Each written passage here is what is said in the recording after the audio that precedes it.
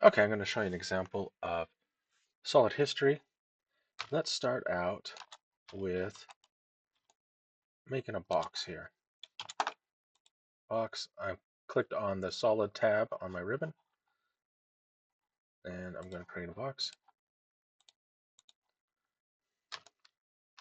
just like that. Now let's make a sphere. I have those two objects.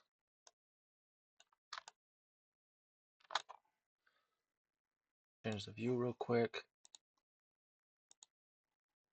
And now I am going to subtract the two. Click enter, click enter.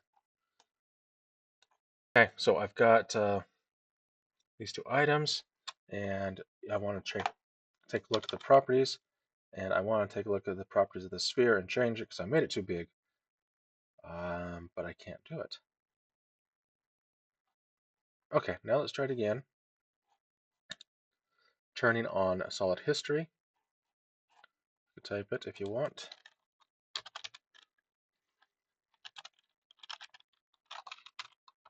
And set it equal to 1. And it turns it on up here, or you can just click on it up here. If you hold down the control button and select, it'll work. Over here it does not work. Over here it does work. Now I can select that sphere.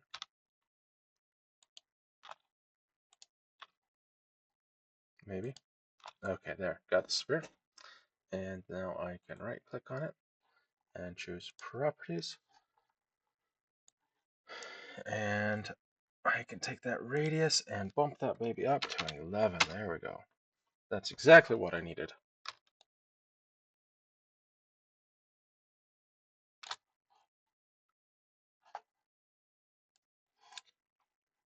Okay, let's talk about one more thing. If you type in show hist and turn it to level 2, you can see the outline easier. It's usually shown.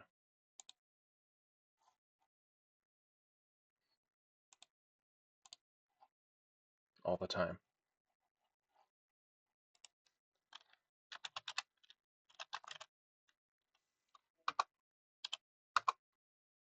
Show hist 1, show hist 2.